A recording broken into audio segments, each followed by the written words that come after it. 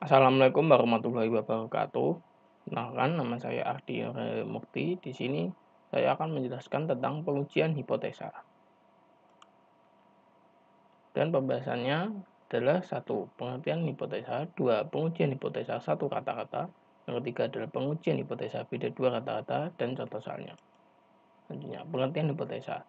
Pengujian hipotesis adalah pengujian terhadap suatu pernyataan dengan menggunakan metode statistik sehingga hasil pengujian tersebut dapat dinyatakan signifikan secara statistik.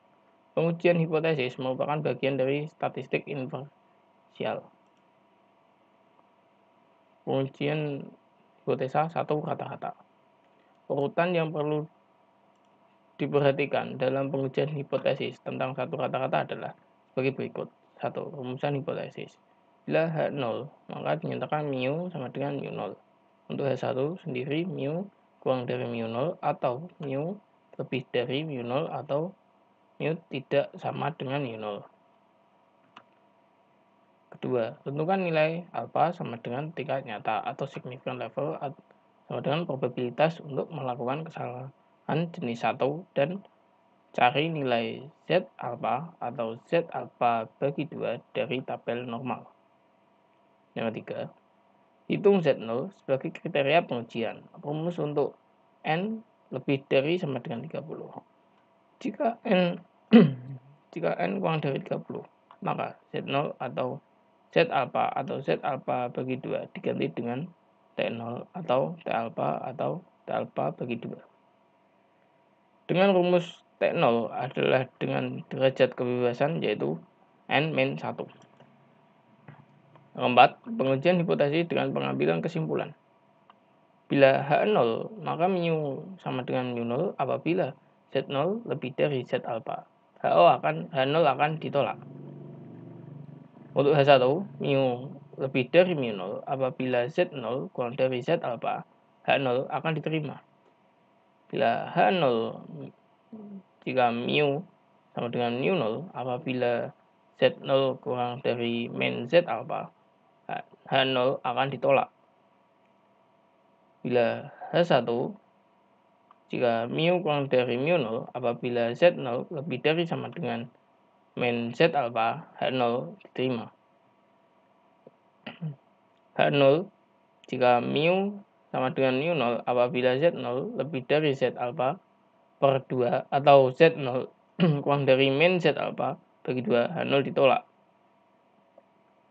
Untuk H1, jika mu tidak sama dengan mu0 apabila min Z alpha bagi 2 kurang dari sama dengan Z0 kurang dari sama dengan Z alpha bagi 2, H0 akan diterima. Oke, contoh soal. Sebuah perusahaan memproduksi lampu listrik yang umurnya menghampiri sebaran normal dengan nilai tengah 800 jam dan simpangan baku 40 jam.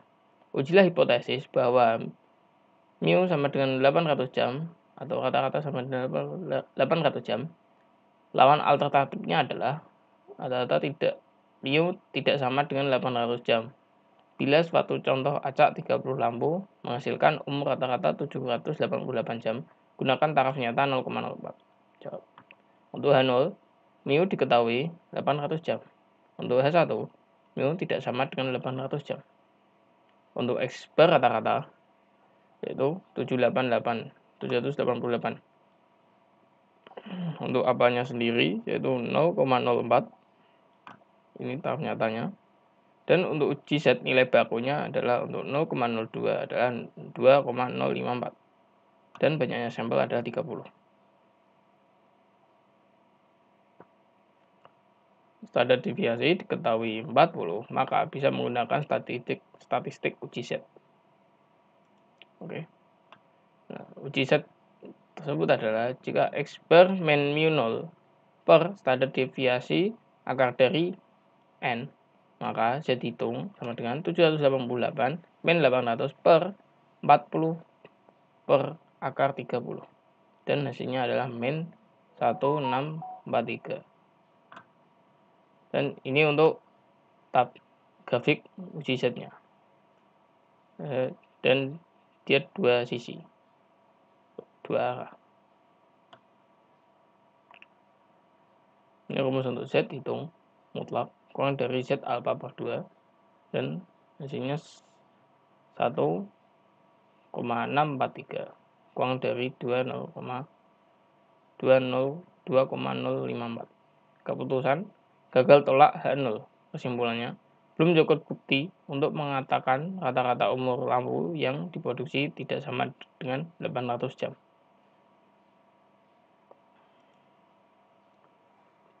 Pengujian beda dua rata-rata. Dalam praktek, seringkali ingin diketahui apakah ada perbedaan yang berarti dari dua rata-rata populasi. Misalnya, 1. Kecepatan dalam mengerjakan suatu pekerjaan antara pekerja pria dan wanita. 2. Kekuatan dua jenis besi berani. 3. Lamanya menyala bola lampu merek A dan B. Rumusan hipotesisnya adalah sebagai berikut. H0 adalah mu1 min mu2 sama dengan 0. Atau mu1 sampai mu2. Tidak ada perbedaan atau sama. 1. H mu1 min mu2 lebih dari 0 itu ada perbedaan, yaitu mu1 lebih dari mu2. Yang kedua, untuk HA sendiri mu1 min mu2 kurang dari 0 ada perbedaan mu1 kurang dari mu2. Yang ketiga, HA mu1 min mu2 tidak sama dengan 0 atau mu1 berbeda dengan mu2.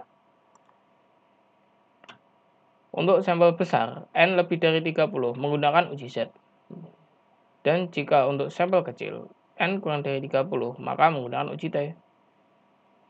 Dan jika simpangan baku populasi diketahui, maka rumusnya sebagai berikut. Ini untuk Z dan untuk simpangan baku.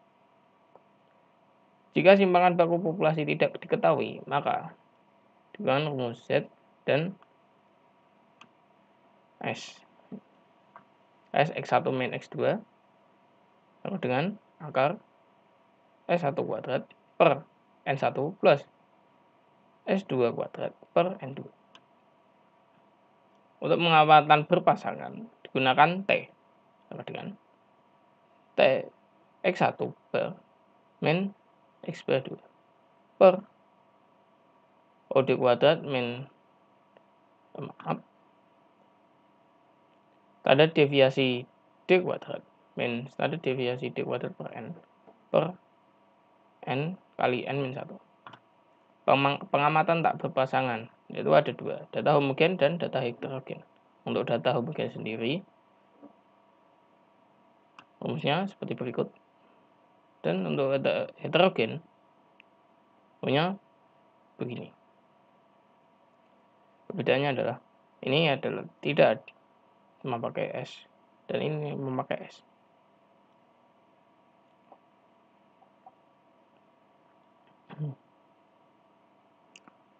Pengamatan tidak berpasangan. Untuk pengamatan berpasangan ada dua. Pengamatan tidak berpasangan dibagi dua, yaitu satu data homogen dan heterogen. Untuk data homogen rumusnya adalah X1 T sama dengan X1 bar min X2 bar per deviasi akar 1 min N1 plus 1 per N2. Untuk data heterogen T sama dengan X1 kuadrat X bar 1 kuadrat min X bar 2 kuadrat per akar S1 kuadrat per N1 plus S2 kuadrat min per N2. Contoh soal. Seorang berpendapat bahwa rata-rata jam kerja buruh di daerah A dan B sama dengan alternatif A lebih besar dari B.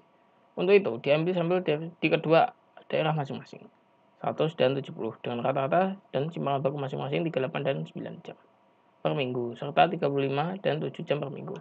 Ujilah pendapat tersebut dengan taraf nyata 5%. Jawab. Untuk sampel 1, yaitu 100, dan sampel 2, 70. Untuk X bar 1 yaitu 38. 38 adalah rata-rata 1 yaitu 38 dan X rata-rata 2 yaitu 35. Dan untuk simpangan baku yaitu simpangan baku 1 adalah 9 dan yang kedua simpangan bakunya adalah 7. Ditanya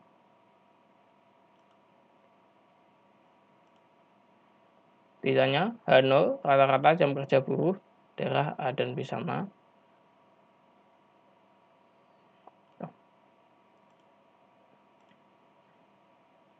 H0 kata-kata jam kerja buruh daerah A dan B sama, dan H1-nya kata-kata jam kerja buruh A lebih dari B. Taraf nyata atau alfa sama dari 5%, bisa disederhanakan 0,05. Bisa diganti. Oke, menghitungnya bisa dihitung sama dengan X per A min X per B per akar simpangan baku kuadrat A per jumlah sampel A plus simpangan baku kuadrat B per B. Oke, untuk Z hitung itu sama dengan 38 min 35 per akar dari 9 kuadrat per 100 plus 7 kuadrat per 70. Z hitung sama dengan 38 min 35 per 1 min 23 sama dengan 2,44. 2,44 nanti dihitung menggunakan tabel Z. Yaitu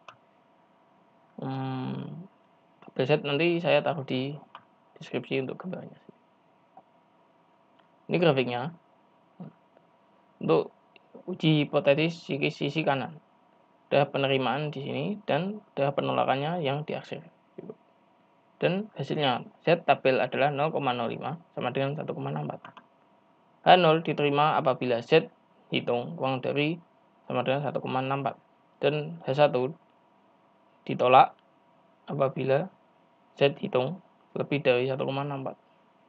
Oke. Oke, sekian penjelasan dari saya. Apabila ada salah kata yang kurang berkenan, saya mohon maaf yang sebesar-besarnya. Wassalamualaikum warahmatullahi wabarakatuh.